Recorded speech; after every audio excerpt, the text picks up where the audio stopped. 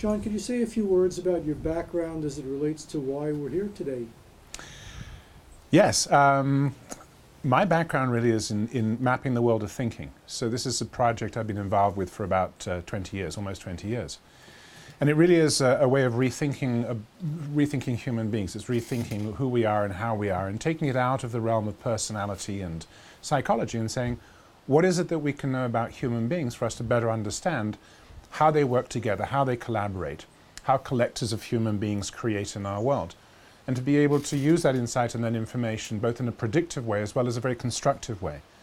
So by understanding the way that humans think, we can obviously gear educational systems, we can create work environments, we can create experiences that actually allow humans to connect, adopt, and be engaged much more effectively. And I think that Doug was very much of a similar mind. I didn't meet Doug until relatively recently, about 3-4 years ago. Then when I heard about Doug, it really struck me that his vision was one about bringing humanity together, about creating accessibility, about engaging people and engaging their strengths and their genius in a way that really built a better world.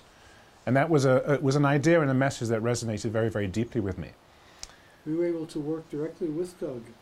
No, I never did work with Doug. In fact, I only ever met Doug twice, and it was through Bill Dahl. And the first time I met him was at his big birthday bash, when it was a sort of celebration of the mother of all demos back in 2008.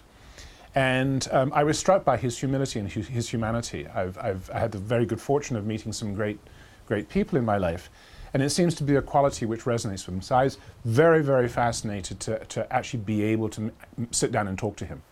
Did you understand what his vision was? A lot of people have spoken about his vision, but a lot of people have difficulty explaining it. Wow, yeah, you put me on the spot and I say yes, and you say, well, what was that vision? But I think I do, and I think one of the reasons why it's so difficult to explain, because it's not something which is sort of take part A and take part B and put them together and create C. This was about architecting the world in ways that were deeply human, not just the computer systems, but the political systems and the way that we teach and everything else. And I think what Doug was more than a technologist. I think he saw technology as the translation of humans into reality. It was a portal, a way of doing that.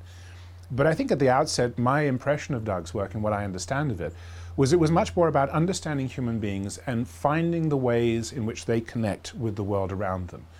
And by doing that, giving access to humans to systems that allow us to truly express ourselves, connect, collaborate, conjoin our intelligence, create a meaningful combined experience. So I think he was about saying, listen, let's get the technology out of the way. So as much as people would think of his genius as being technological, I think, they call them his inventions, but these things that were created by the team that he led were not inventions for the sake of technology. They were inventions to get the technology out of the way. Did you get any ideas from Doug that helped you with your own research?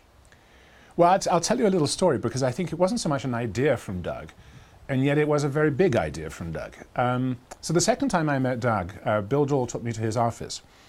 And I went into his office and sat down with him. And I was very mindful of the fact that at that time, he already had lost some of his short-term memory. And so it wasn't easy for him to recall that he'd said something to you half an hour ago, that you had said something to him. So I sat down with him. He says, well, what do you do? And I said, well, I'm mapping the world of thinking. And he looks at me with a sort of quizzical look on his face. And I said, and he said, well, why? And I said, well, because I think we can work better if we understand how we think. We can collaborate more effectively. And he said, show me.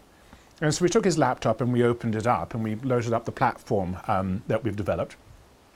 And he sat there and he took this little quiz that we've developed. It takes about 45 seconds. And he sat there reading the screen. And as he was reading the screen, I thought I'd lost him, because he was reading and reading and reading and reading. And I went, oh well. And all of a sudden he turns around and he taps me on the knee. He says, John, why aren't you more excited? And I sort of looked at him, going, was this in connection with what he read? And he goes like, John, and he's pointing at the screen, why aren't you more excited about this? And I stopped and I suddenly realized that he was actually not only fully comprehending what he'd read, but he'd gone probably a million miles beyond it to see what the value of what he'd read and the value of what we were doing really is.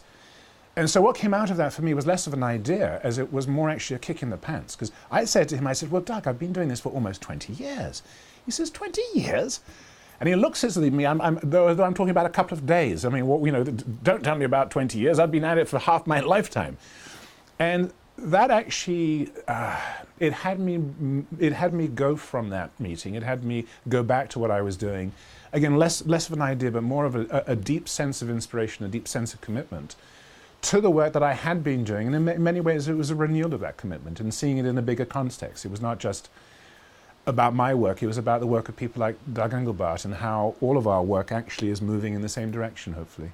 Okay, very good. Do you have any additional comments or observations to add before we wrap? No, I think Doug was a remarkable man, clearly a remarkable man who gave far more than most people give in a lifetime, and I think well worth celebrating, an extraordinary human being. I'm so glad I met him.